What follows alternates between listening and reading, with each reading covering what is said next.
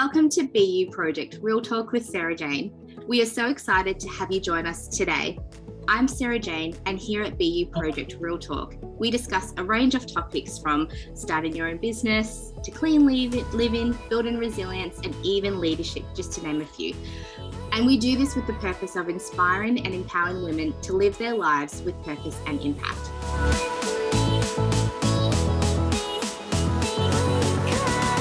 Today, we are going to unpack the topic of leadership. And to help me do that, I am super excited to introduce the CEO of Compassion Australia, Clare Steele. So a little bit about Clare. So she's originally from the Blue Mountains, and she studied Mechatronics Engineering at the University Western Sydney, which I think is super cool. In her successful business career, she also earned a Master of Divinity from Sydney Missionary and Bible College, and has worked for more than a decade in Christian ministry and in the not-for-profit sector. She was the COO at the Anglican Deaconess Ministry, and then in 2019, she was appointed as CEO of Compassion Australia. Welcome to the show, Clare. Thanks so much, Sarah Jane. Great to join you today. And so, Clare, I know I've already introduced you, but do you want to give us a quick 30-second snapshot of who you are and what you enjoy doing when you're not at work? Well, as you know, Sarah Jane, I love to cook sourdough. I love riding. I ride to work every day. I love the beach. I live beautiful Newcastle, and so I love going there. Actually, during lockdown, our office has been closed the last 4 weeks, and each morning I've been riding over to Bar Beach and just enjoying the sunrise, reading, praying, and then riding home. So there's some of the things I like to do. So good. And I can confirm that Clare's sourdough is amazing. I think you're in the office the only time I baked in the office. So next time I'm in Newcastle, I'll come past for some sourdough. Perfect. Amazing. So Clare, today we're going to be talking about leadership. And I find it such an interesting time right now in the world that we're living in to talk about leadership. And from your experience, and even from what you've observed in other leadership styles, can you just give us a bit of a glimpse of how did you become the CEO of Compassion Australia? Yeah, it was an unexpected journey. The first time I heard of Compassion actually was when my husband got asked to go on a pastor's trip to the Philippines to see the work of Compassion. We actually didn't know anything about them. And that was about 5 years ago. And I got to journey with him as he saw extreme poverty for the first time on the phone. I was on the other side. And I could hear his heart breaking. But gradually he came back and just was so inspired to work with Compassion. He was a church minister, so we took our church back about a year and a half later, and our families, our 3 kids, to the Philippines.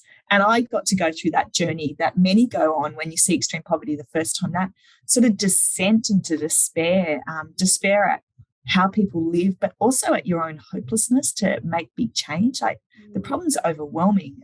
So you'll know, like walking those streets and seeing children as young as 2 and 1 sort of selling wares or trying to make a living. And the houses they live in, like they're worse than cubby houses that our children play in. And the food, like the bowl of rice, all they have each day, it's really confronting and really overwhelming. But what I loved is that as we walked through these streets one day, we were in the Philippines, we're walking through these streets and I'm overwhelmed. Like you're walking through sewage. There's like crazily low electricity wires here. You've got families of 8 or 9 sort of in shacks that look like they'll fall over. And I'm just overwhelmed. And I remember walking and then beginning to hear this sound. And I got to run preschool for a while. And it's a sound I'm really used to. It's that kids running and playing, the sort of slapping of feet, the yelling, not in a bad way, but just out of excitement and joy. And I can hear this sound. I cannot see where it's coming from. And I'm so confused because all I see around me is like a city falling in disrepair. And we turn the corner and we see this playground. It's really just flat dirt, and it's been pounded flat by children running on it. And there's this one dilapidated basketball hoop at one end and a few chairs around, and maybe about 60 kids all running, playing, talking. And it's like any school playground. Like there's a game of basketball interrupted by kids playing handball and all of that. And it just felt like for that moment that joy had entered the world, like joy had come and hope. And as we're walking towards it, I realized that this is where we're going. This is the Compassion Project. And it was this moment that I realized that, yep, I'm pretty hopeless to solve the problem. But through the gospel and the church, the message of hope that Jesus brings began to change these individual children's lives, but then began to sort of spread and ripple out through the community. And you could see hope and redemption being possible. And so that was my first experience of compassion. I had no thoughts that I would work for compassion. I just came back, told my story, encouraged people at church to be part of it, and went that way. And it had, for me, one of the amazing things was the conversations we had as a group that went, but also with our kids. I mean, they were confronted by what they saw as well. We fast forward about 6 months later, and I see that the former CEO of Compassion is retiring. And so I ride home from work. We're living in Sydney at that time. So I ride home and I get home, and Matt, being pastor, was working from home that day. And I said, oh, I really need to pray for the new CEO. He goes, yeah, I saw that. And I think you should apply. And so I was just really shocked. I'm like, oh, I hadn't thought of that at all. And I'm not sure. I don't think so.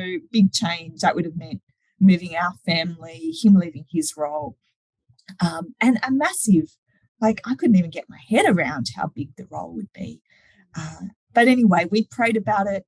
Matt sort of said to me, why don't you just read, do what you do, read everything you can, look at what you think could be possible, what's next, and have a think, and then pitch your idea. And so that's sort of how I went into the process. This is what I've seen. This is what I'd love to do. And if this is where the board would like Compassion to go, then I'd love to be part of it. And so after about a 4-month process, I remember I was in my bedroom in Fight Dock, and the chair of the board called me and offered me the role. And my heart was racing, both with excitement and surprise, but just at, oh my goodness, what have I gotten myself into? This is a crazy role. Where do I begin? And so that was my journey into Compassion.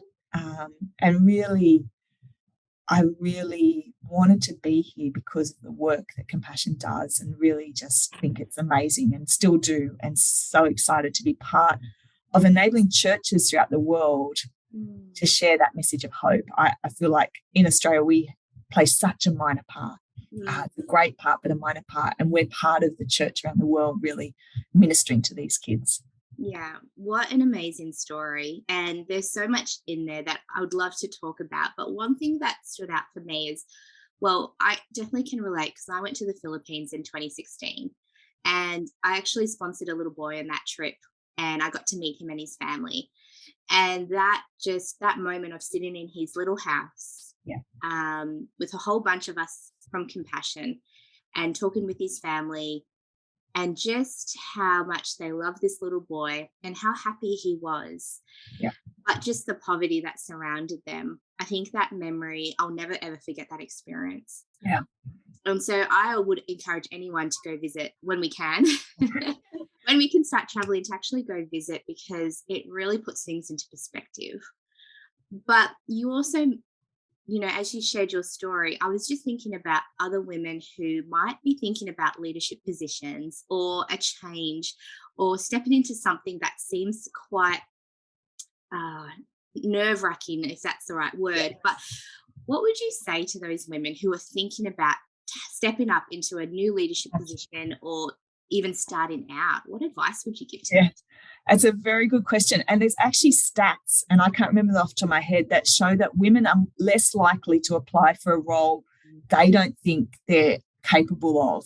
And I know when I look for roles, I think, okay, yes, I can tick every box they want and do more. And so then it's safe to apply for the role. Whereas if there's a number of boxes I can't tick, I think, oh no. And I actually do think that's something that women need to stop thinking like. For me, the big change was when I had little kids, actually. I read a book by Tim Keller called Every Good Endeavour, and it talks about how does work fit into your understanding of who you are and who God's called you to be. And one of the things that really stood out for me was they talk about knowing the end of your story.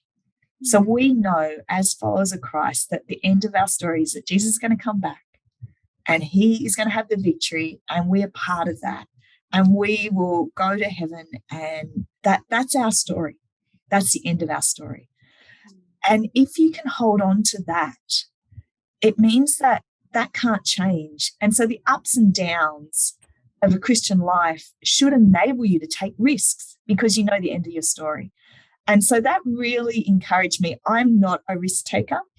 I like to be safe. I like to be secure.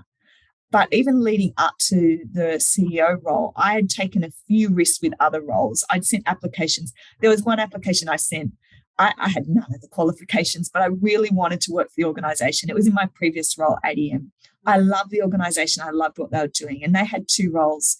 I applied for them. I knew I didn't have any of the skills they needed, but I really wanted to be part of that organisation. And so the first 2 roles I applied for, I somehow got an interview and got to meet the CEO and chatted with her. And she came back afterwards and said, "You don't really have the skills we need." I'm like, "Yeah, I know." That's all good. But what that did lead to is about 3 or 4 months later, she called me and said, "Look, we've got this role. We think you're really suited. Are you interested?" And I was, and I got to work for an organisation that I loved and wanted to work for, using the skills and gifts that I had. But if I hadn't taken that risk, and I spent a lot of time preparing my application and explaining how I was connected to the organisation. If I hadn't taken that risk, then I wouldn't have had the other role later on. So I would just encourage women to take risks. Like, the worst thing that's going to happen is you get a no, or I know with a lot of job applications, you actually just don't hear anything. And that's hard. Personally, it feels like rejection. But it's actually not rejection, and it's not a changing of who you are or your identity or that you failed. And we can really know that because we know that our end story is so secure. Wow, that's beautiful. And I believe that's going to encourage a lot of women who are either listening to this podcast or watching it on YouTube to take that risk and just to step out in faith. And I love what you said about it's not rejection. Yeah. You know, and also just knowing our end story. I think that's really beautiful. And so leadership, the term leadership is very broad, and it means, I guess, different things to different people. Claire, what does leadership mean to you? When I read that you were going to ask me this question, Sarah Jane, I was like, oh no, I wish I had a really pithy one-line answer to that. I think for me, it means taking a group of people on a journey to achieve something together.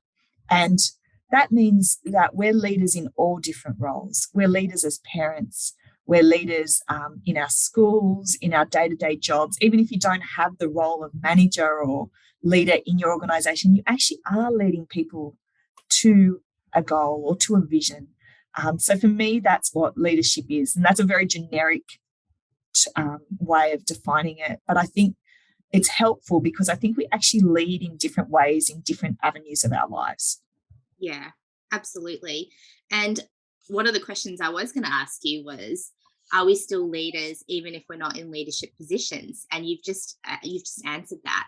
And so how can we be more aware of that in our own lives? And what are the things we should be developing, even if we don't, maybe some of us don't want to be a leader in an actual position, and maybe some of us do. What are some of the things we can do to start developing that leadership? I think I've been on a journey over the last couple of years because I think leadership begins with yourself. And whether you think of yourself as a leader or not, it's most likely you have influence over some people in your lives. And I think until you're aware of the impact you have on others, it's really hard to lead. And so I've been really delving into a family systems approach, which talks about how are you aware of who you are and when you're reacting to others around you, and how do you start to really control how you impact others? But it really is starting with yourself and being really aware of your emotions and your reactions. I know as a mum, when I had little kids, you would just, out of exhaustion or tiredness, you would just sometimes just be at your end and you would react in a way that you didn't want. And that was because all I was thinking about is, what have the kids done to annoy me this time? As opposed to thinking, okay, how can I, like, they're 2 years old. They're not trying to annoy me. It's just they're hungry or they're tired, but how do I act in this situation to actually stop the system escalating, rather than thinking, oh, what should they be doing? So it's really taking that look in yourself and how you react in different situations. I think it's such a good reminder that that we all have influence, even though we don't think we do sometimes. Yeah. And so, I think that's a great moment to just stop and pause and think, okay, who's around me and how can I impact them positively? And then also, how can I be aware of how I react to situations as well? And that's made me think about where we are at the moment with our leadership. Like, it's been really interesting watching our leadership over the last couple of years, particularly like with the pandemic and our governments and even organizations. And I'm sure people have learned a lot over the last couple of years. What has stood out for you, Claire, as you've kind of reflected back, and what have you learnt in your leadership? I've learned so much. I was actually speaking to one of my team yesterday, and he was saying, okay, I think the leadership lessons I'm all I can learn this year. Like, there's been so many learnings for so many of us. I think for me, I studied, as you said, I studied Mechatronics Engineering, and I love doing stuff. I love numbers. I love tasks. I love getting things done. And nothing better for me to spend a day just ticking things off a to-do list, whether it's in my head or on a piece of paper. But I think in the environment we're in at the moment, yes, we need to get things done, but actually we need a slower pace. And the most important thing is, what is the culture you're creating in your team to enable them to really walk anxious times? It's creating that capacity to be able to understand where you're going, but be able to shift constantly, because we all know things are going to get cancelled or things are going to change. And so that work of creating a team that is adaptable and is able to sort of take things that feel like failures and really coerce them to where we want to go, I think that takes time. And so I think we all got on Zoom very quickly, or on Teams or whatever, and it was great. It was really exciting, but then it got quite tiring. And so last year, at the end of last year, we changed our work hours to basically people finish at lunchtime on Fridays, just for that real acknowledgement that you can't leave your work life and your home life. They're so integrated, and more so than ever before. But I really wanted my team to go into the weekend not stressed and anxious about what they leave behind, but with that space to transition well from work to their families and to their lives. So I do think we've learnt that you can't work at 120% all the time, and that we have to create space for people to be creative, to be adaptable, and just to reflect on what is happening around them and in themselves. What would you say are some tips? You've already spoken about some, but as leaders, it can be very easy to get to a place where you're giving out so much. And burnout is a very real thing, particularly the last couple of years. We've had, like you said, we've had to change so often. What would be some advice you could give to someone who may be feeling a little bit burnt out in their career or even just personal lives? Yeah, it's so individual, isn't it? You asked me at the beginning of the interview, what are some of the things I like to do? there's a book that I read last year, Steve Cuss's Managing Leadership Anxiety, and he looks at, as a leader, how do you manage yourself and things like that. And one of the things he talks about is he calls it a life-giving list. And so he encourages you to write a life-giving list. And what that's meant to be is from something that could take 5 minutes to it could be a week holiday. What are things that will give you life and energy? It's been really important to me. I don't find it easy to do a lot of speaking or a lot of meeting people. I'm an introvert and I love silence. But sometimes there are days where I am on the road and you're talking to people constantly. And Steve encouraged me. He said, okay, so what? You've got 5 minutes. I'm like, yeah, I've got 5 minutes. He goes, okay, so what can you do in 5 minutes to bring you some energy? I'm like, I don't know. He goes, well, what do you love to do? And for me, and he said, and make it fun and maybe a little bit crazy. And so one of the things, this is going to sound a bit crazy, was we're in actually Melbourne, where you are, Sarah Jane, and we it was back to back. And I remember we just had a handstand competition, a few of us. And I'm not very good at handstands anymore, but we just tried for about 5 minutes to try and do the longest handstand. And it just brought laughter. It brought relief. And so that's on my life-giving list, handstands. Things like driving with the window down makes me feel like there's like that freshness. Reading for me is a big one. And then, so really being really intentional that when you have a break, you don't pick up your phone or you don't, you actually, and maybe for you, phone does give you life, but for me, it doesn't. And so being really intentional in those moments that you do have a break, you do things that will give you life. And it might be 5 minutes, it might be a day, it might be an evening. So yes, so I've started my own life-giving list.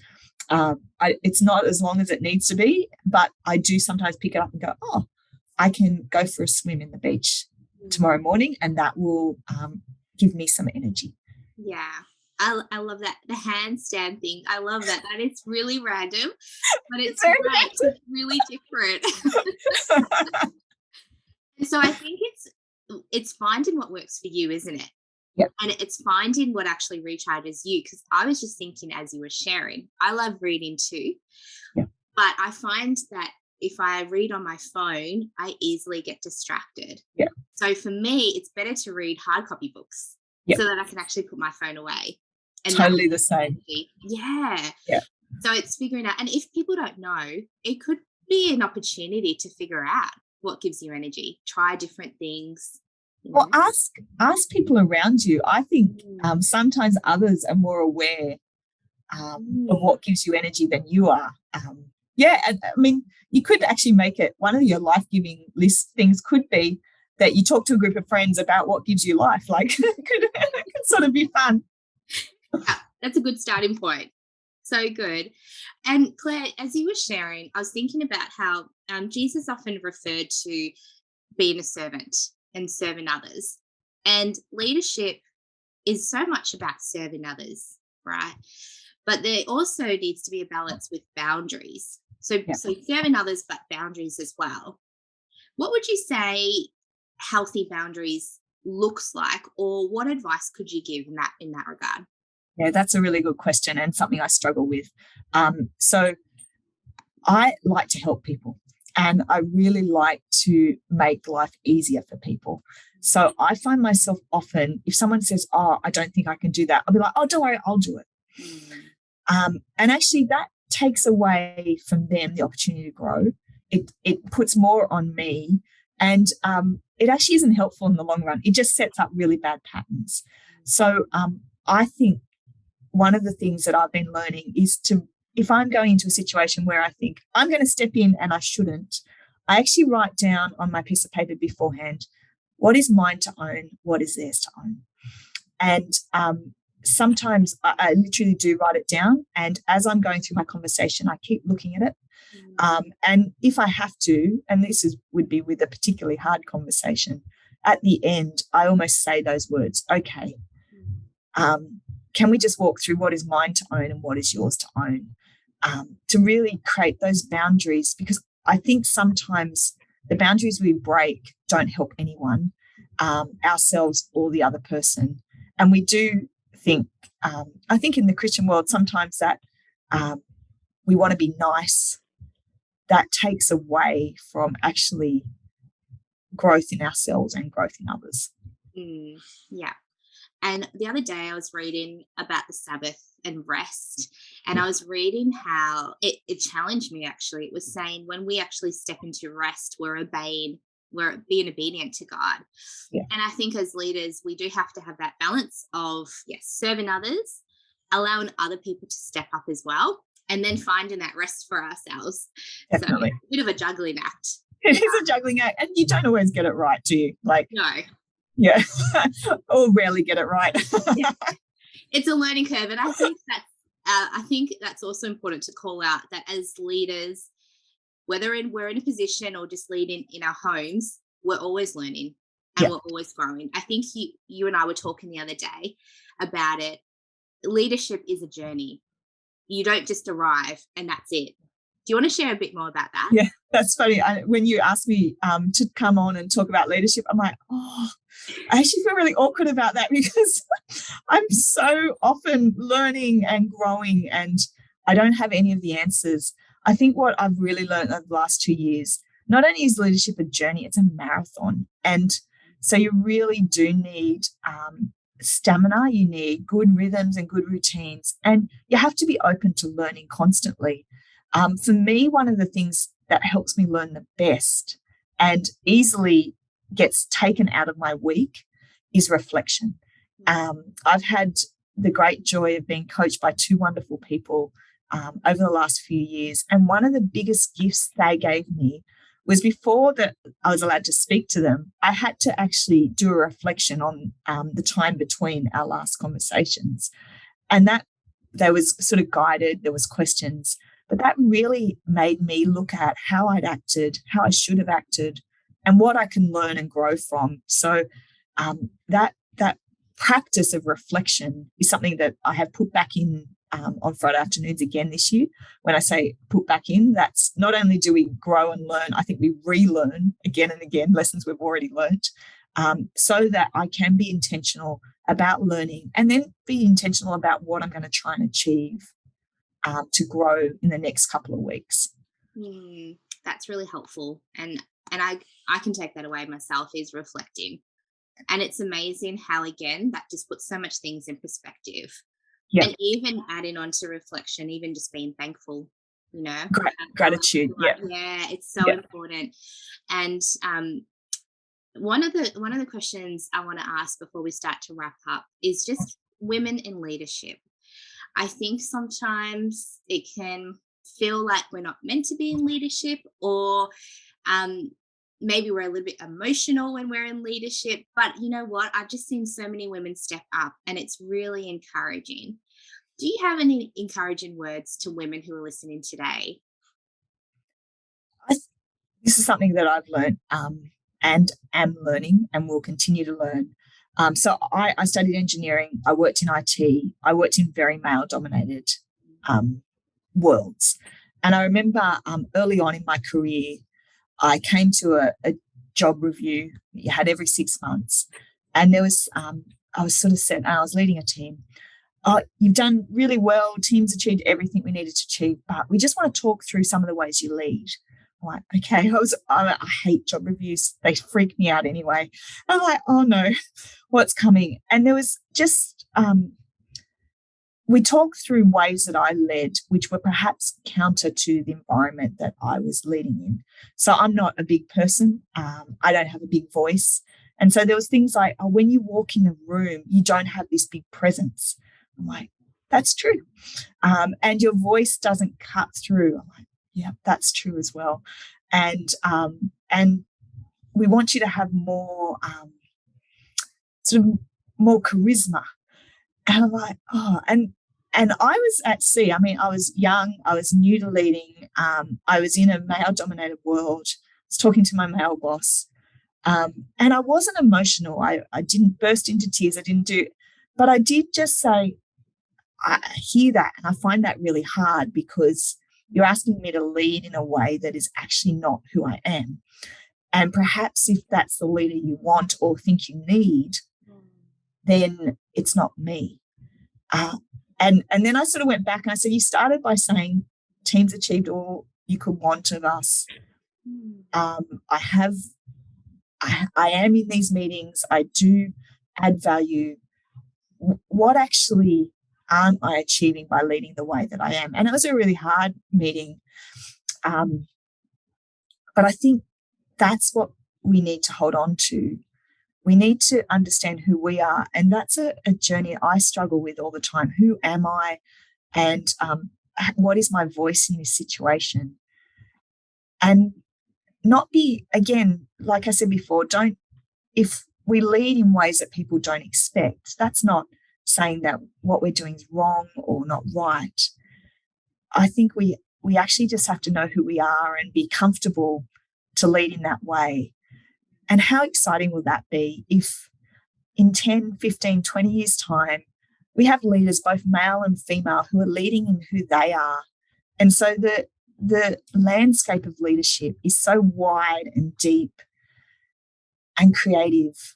It just means that the future and what we can build is so much bigger and brighter than having this single idea of what a leader looks like. So it takes courage, and there will be knocks and it will hurt. But I think the vision of what it can be is so compelling that it's worth it, not just for ourselves, but for what we can enable others to do as well. Yeah, that's beautiful. And then also having that end of our story in mind as well. Yeah, that's beautiful. Claire, this has been so amazing. Thank you so much for joining me today. One more thing. Are there any books or podcasts or resources that you could recommend? Well, Sarah Jane, you know that I'll have a list of about 20 books. So, okay, I've got a podcast, which is a rarity. So I'll start there. As I mentioned before, Steve Cuss' Managing Leadership Anxiety book. I actually came to the book because my husband loved the podcast, and I've had the amazing joy to be on the podcast. Steve is a beautiful interviewer, and he has just interviews many leaders around the world. And so that's a wonderful podcast, Managing Leadership Anxiety by Steve Cuss. And I think I'll just leave on one book. My favorite book of last year, and the book that I will go back to and read again and again, just for the depth of insight and the creativity, is The Crucifixion by Fleming Rutledge. She opens up the cross in ways that are deeper than I've ever understood. And you come away being just awed at the work that Jesus did for us and the depth of pain he had to go through, but also the great magnificence of the hope that we have. So I really highly recommend The Crucifixion by Fleming Rutledge. Amazing. And I do know you have a long list of books, Claire, because I asked you what your recommendations are. So they're super helpful. Thank you. So good. Well, Claire, this has been wonderful. Thank you so much for your time. And I know this will bless a lot of women who are listening or watching. But thank you to everyone who's joined us today. We hope that really blessed you as we unpacked leadership. So have a great day, and until next time, we'll see you all soon. Thanks so much, Sarah. Bye.